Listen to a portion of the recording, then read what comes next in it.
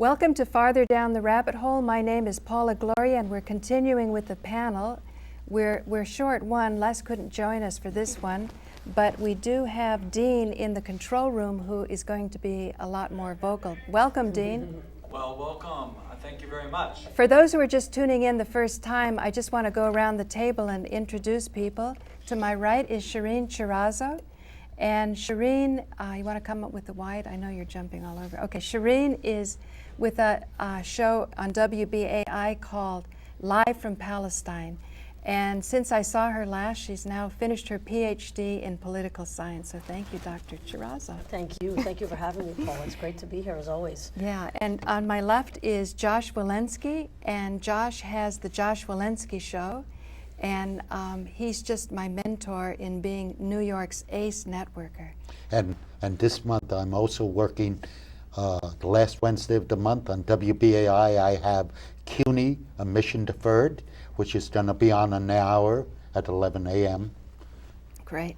And our esteemed out-of-town guest is Dr. James Fetzer, and he is the founder of Scholars for 9/11 Truth. So thank you for joining me. You're taking great care of me, Paula. Yes. Well, I'm trying to line you up with the best energies I know here. Busiest week of my life. Yeah, we'll be hearing a lot of Jim because we recorded it, we were archiving it, you know, we'll re-edit it, we'll in a nice way. I know the big media has re-edited things not in a nice way. But so Dean, where do you want to take this show? Because I wanted to go more into the science, and based on a show we did yesterday when we had your call-in show. And can you tell people your background and how we can use Jim Fetzer's great expertise to facilitate the advancement of intellectual freedom and greater knowledge? Yes, I think what we're going to do is, for everybody out there, my name is Dean Loren, and I am a nuclear chemist. I studied with the people at the Washington University of St. Louis in X-ray and gamma ray analysis of semi-precious metals, most notably looking at fractures in tanks and armament. So that satellite... Hang on, semi-precious stones and fractures in tanks? Well, no, semi-precious metals. Oh. So gold, silver, and to detect forgeries. But the actual science technology would be applicable to steel and various other alloys to see the fractures, so that when you aim a missile, you would aim it at the weakest part of the armament, the chink in the chainmail. I see. Okay, great. So let's roll, Dean. Where do you want to go? Well, the point I'll bring up here is the map of the 9/11 sector, and I wish I could get that a little bit bigger, but it's just basically the buildings, because I was intrigued with Jim Fetzer's comments the other day. Hang on just a second. Jim, have you seen such a map, and do you have such things on your website? Was this a World Trade Center diagram? Yes, it is. Yeah. Okay. And I'll bring this up on Jim Fetzer, so that Jim, we'll look at you. So if you look at the camera here, that's your camera. Your camera. That's how you talk to I was Jim. intrigued by the fact that you said that there was new technology that had pulverized the cement that was in the building, so that the rubble was actually approximately 1 story high, as compared to a couple stories for World Trade 7 building. Do you want to comment on that? Sure, absolutely. Anyone who wants to pursue this issue should visit the website of drjudywood.com, and it's just no punctuation, just drjudywood.com, where she has a vast array of photographs and documents and studies that substantiate the points I'm about to make. When the World Trade Center came down by a classic form of controlled demolition, it was a 47-story building that left a debris heap about 7 stories high. But when the World Trade Center was destroyed, it left virtually no debris field, and among the photographs you find there are ones that look across the World Trade Center in a comprehensive way, and you can see that the debris field is approximately level with the ground. You know it's taken that day because Building 7 is still standing, which means that the vast majority of those buildings had to be pulverized, turned into very fine dust, and in fact, that was the ubiquitous phenomenon in Manhattan that day. eventually the whole of lower Manhattan would be enveloped by dust. I've even discovered that it was even covering much of Brooklyn, where I'm staying during my visit today. And this required some special kind of energy, some delivery of a massive source of energy that we speculate almost certainly had to be derived from the Star Wars program, which has led to the emergence of whole families of lasers, masers, possibly antimatter weapons, and the like, which have been part and parcel of what's known as the full spectrum dominance program initiated in Ronald Reagan's reign. Well, let's keep it simple, Jim, for the people We out. get what we pay for. That's right. And I don't think, it started me thinking the other day. Hang on, Dean. Do you have a dramatic picture of what he's talking about? On the I inter- could bring this up in just a moment. Okay, gotcha. Okay. I will bring this up. What I want to, I thought about this. I said, how can we, with the technology that we have today, pulverize that building to the degree that you say, and working within the technologies you're talking about, laser, gamma ray, X-ray, microwave, high frequency, low frequency. And then it occurred to me that what we need to have is not only a full spectrum attack on the building, but there had to be several viewpoints of the apparatus aimed at the building, because these frequencies don't have deep penetration. So therefore, to bring down 2 towers, and it intrigued me that one tower came down and then a second tower. So let's assume a top view of the towers. The first tower, if there was a satellite above, could be then directed down directly. And then once that mission was accomplished, the satellite could be moved to the second location, almost as if what I am going to do now on the robot. The robot? Oh, you mean Zoom in. you zoom in? That's right. And then I'm going to take out one tower. Paula. Oh. And now I'm going to take out the second tower. Oh. Somehow your analogies. Yeah. So, now, but that only takes us down from the tops of the tower. How do we get to the sides of the tower? And this is where I think Mayor Giuliani comes in. The only clear building with the viewpoint of, you would have to have a view of the buildings from all 4 sides to fry the outside cement with microwaves, to drain the water from the cement to make it friable. That would mean you would need a energy beam from the building to the north, which would be where the bunker is. And what building is that, Jim? Building 7. Correct. You would need to have an energy source from building 7. You would need an energy source from the south. Were there any buildings damaged from the south of the 2 towers? Were there, Jim? Well, undoubtedly there were. I mean, Okay, the reason why I ask this is because not only must you have the apparatus to take down the towers from a viewpoint, and I believe if you just give me a moment, I will find out the name of that building, but you would have to destroy the apparatus after its application. Wow. Because you can't remove it because there's too many people watching. So you would have to take down World Trade 7 because the energy pulsing machine would be inside. You would also have a massive amount of energy being used.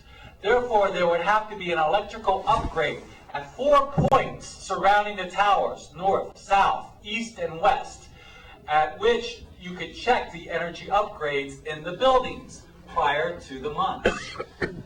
Then, of course, there should be a building Excuse me, which buildings? The ones being destroyed or the ones aiming to destroy? aiming to destroy. Oh, gotcha. Because we don't have the technology for a high pulse of energy without short-circuiting. And remember, it is the mainframes under the 2 towers that are drawing the energies, which are actually causing the blackouts on Manhattan. So, That was one of the reasons. You mean you're a researcher? Because I was in India at an ashram, Dean.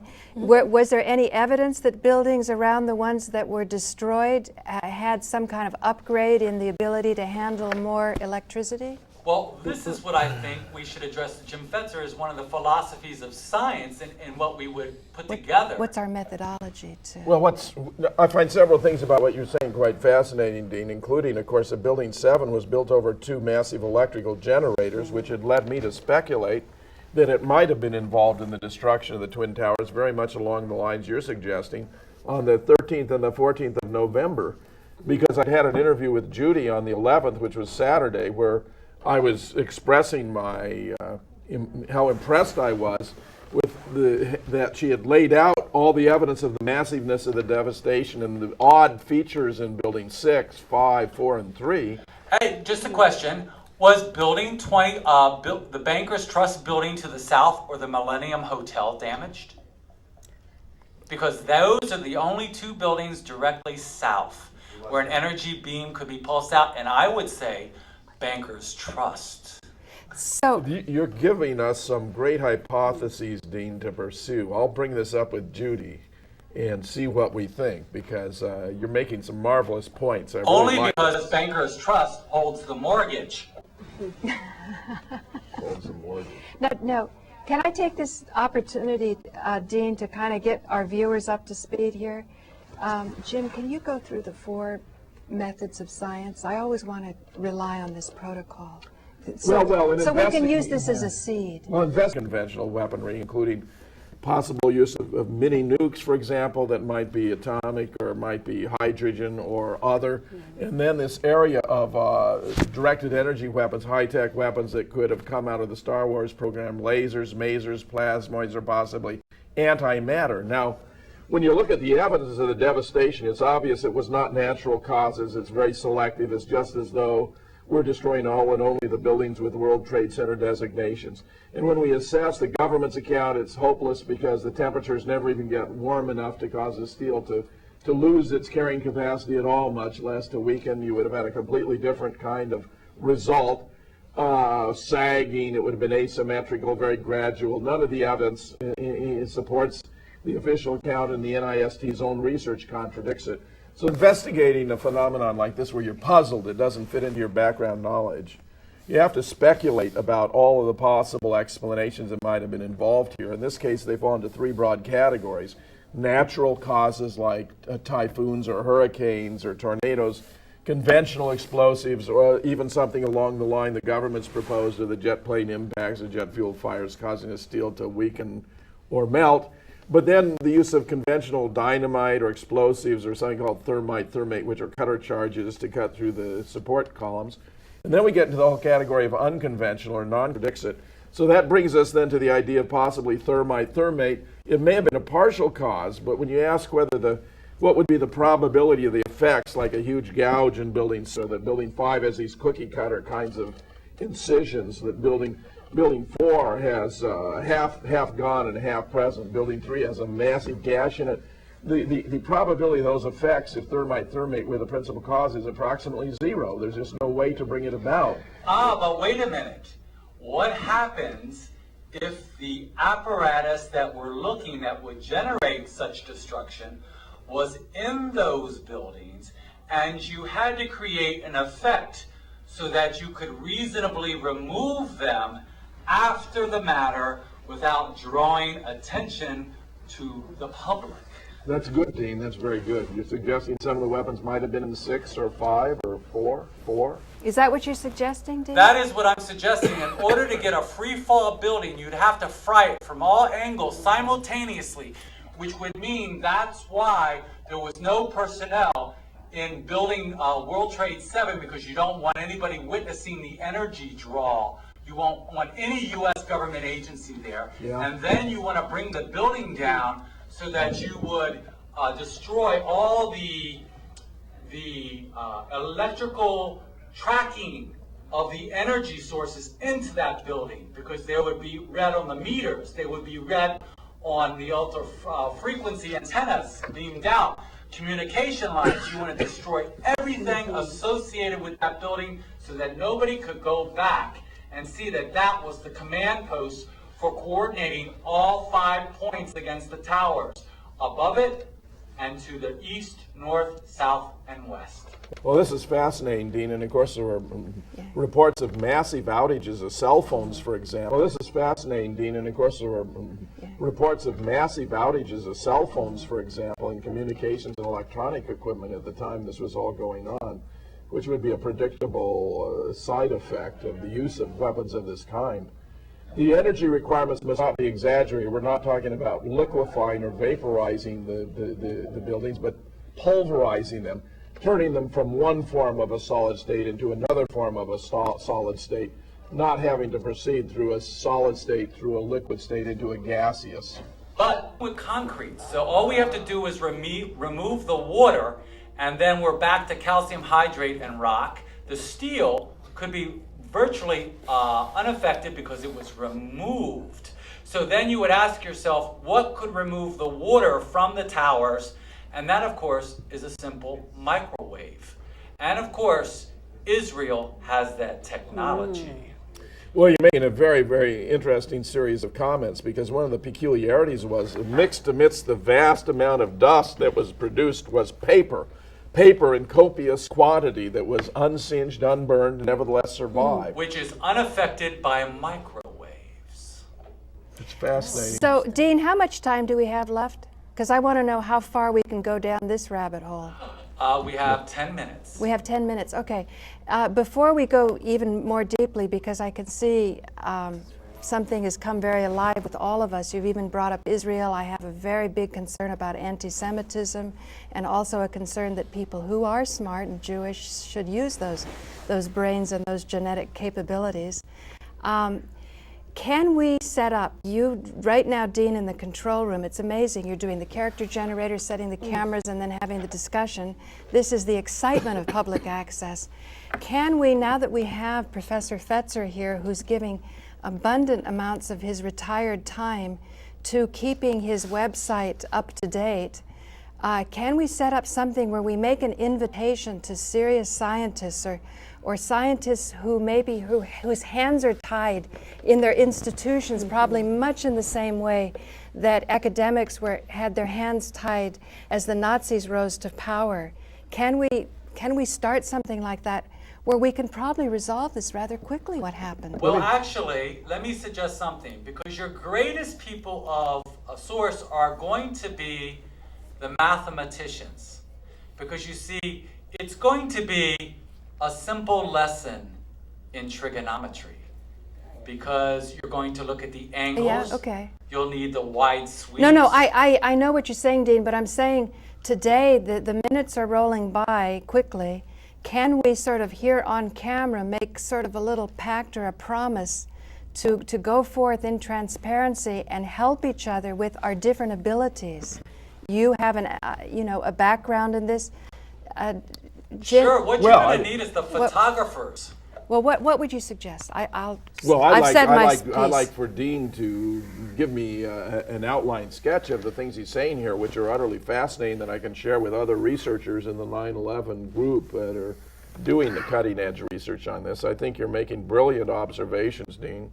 This concern about anti-Semitism, I think, is perhaps misplaced. I mean, discussion of Israel or the government of Israel or the policies of the government of Israel is completely fair game and has nothing to do with anti-Semitism, which is really stereotypical, treating people abusively or negatively just because of their religion or their ethnicity. Oh, you absolutely got it wrong. But you see, that's why the buildings had to come down, because it's these world powers which have the ability to track that type of mission, or if we could call that an application. So you would want to get rid of that type of evidence, so countries like Britain, Israel, Japan, all the forefronts of technology would not detect it. Well, listen, Dean, we have lots of evidence of Israeli foreknowledge of these events, and some of us have speculated in response to the question of this didn't seem to be typical of American efficiency in bringing these buildings down, that it might have been outsourced to another nation, and Israel has been prominently mentioned. So, is that what you're saying, Dean? I don't think that's what you're saying, though, is it? Well, the one key part of the puzzle will be two satellites hovering over, no, one satellite over the two towers. Every nation with satellite capability is going to know they're there because they may do a sweep and see the radiation emanating. So you're going to have some type of blackout, or what's the phrase that Cheney said when he shut down those planes? I don't remember, but I think we should stand down. Stand down. You're going to have a stand down among all nations so that nobody witnesses and puts out by mistake, oh, did anybody see that anomalation of energy right above the World Trade Center? Now listen, Dean. Judy has discovered that there was an official stand down of all flights prior to the North Tower, the South Tower being taken out, and until after the North Tower was taken out. That would allow no flights in the air except those that were on top secret missions. I'd like the maintenance man at the World Tower gave testimony around the world and in Scandinavia and in a documentary that appeared in Scandinavia that certain floors of the World Trade Center were closed off, locked down. He couldn't gain access to them, and mysterious equipment was moved in. Now, some of that suggests what you're referring to What do you or think? inferring. What do you think, Dean? Yeah. Well, I think that would explain why the journalists were blocked out afterwards, because you wouldn't want anybody with cameras in there seeing what's going on or what's being moved out of the area. Remember, you've got at least 500 to 1,000 very angry policemen and firemen who, if they saw the means of which their families were taken out, would have personally taken out who did it. Okay. Say, Dean, how much time do I have left? Do we have left? You have 6 minutes. Oh, I have 6 minutes. Okay. I just want to emphasize that how powerful public access is as a tool, because so many provocative topics have been brought up in a matter of 20 minutes. And it seems to merit a lot more Oh, hours absolutely. and And days. let me mention, if anyone out there in this audience wants to follow up on any of the issues we're discussing, if you go to 911scholars.org, at the top it says Contact Us. You have both my home phone number and my email address, and I'd be delighted to hear from any of you who have any thoughts, suggestions, or evidence about this. And when I mention that, I mean even things like this. There's a very great difference between aromas, smells from steam or from fire, from smoke, or from some kind of high-tech weapon that is involved in demolecularization. So if you're aware of any who were reporting that there were odd smells that persisted, say, for days or weeks or longer in relation to ground zero, that would be very interesting for us. Well, it's exactly like the photographs we see after Kuwait, where the soldiers that were found in the desert are horribly burned, but their clothes are untouched. Yes, yes, and we're getting more reports of high-tech weapons being used in Iraq, where a vehicle full of Iraqis, for example, wilts like a wet cloth, and yet the Iraqis report they heard no sound, no bullets. It just happened.